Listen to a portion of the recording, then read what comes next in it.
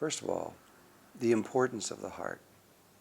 We have to understand a few things first before this is what I'm going to tell you is going to make any sense at all.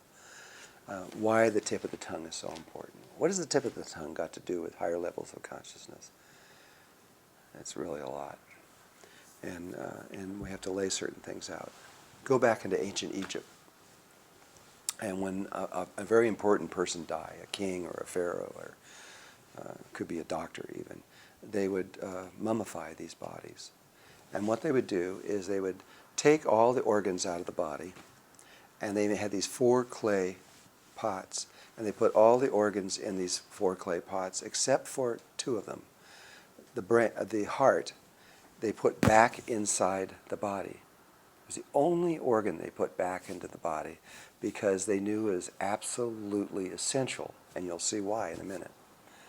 And what did they do with the brain? They scraped it out and they threw it in the garbage can. They didn't even put it inside of a thing. That's how important it was to the ancient Egyptians. It was a useless instrument because it was a projection from the heart, and the heart can always project another one. It was the heart that was important, not the brain. Now we can go back into what science knows about conception. And in conception, we begin as a perfect sphere, which is the ovum. And then the ovum divides into 2 perfect spheres, and then it goes into 4, which forms a tetrahedron, the simplest shape form in existence. And then it goes from 4 to 8, and it forms this little 8-pointed star that you see behind me, which is the star tetrahedron, which is also a cube. And it becomes another pattern around that, which is in that same shape. And then it keeps forming and growing and growing and growing, and it makes this thing that looks like an apple, which is exactly another toroidal shape like this, only instead of being flat, it's shaped more like the magnetic field of the Earth, which is like this. That's at 512 cells, and it's hollow inside. And the inside of that becomes the inside of us, and the outside becomes the outside of us.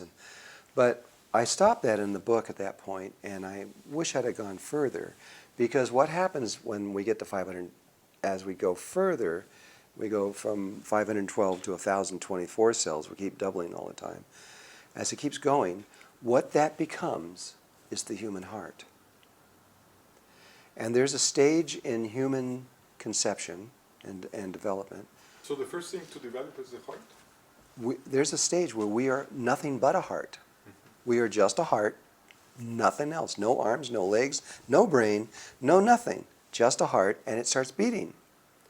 The doctors said, well, where's the intelligence that's doing this? Where is the intelligence that's causing this to beat? And then Stanford at HeartMath discovered that there's a brain in the heart. It's made of brain cells, not heart cells. It's small. It's only 40,000 cells. But it's a brain in the heart. And so the brain has its own intelligence. And now the next thing that's important to realize is that after that we've got a beating heart, and we're nothing else, just that, and then the body comes out of that.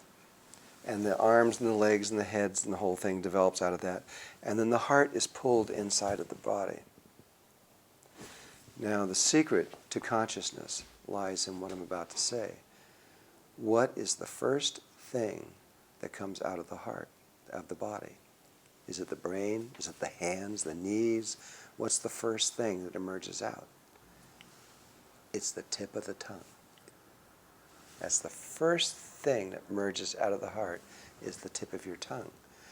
And it's for this reason that the sacred space in the heart and the tip of the tongue are connected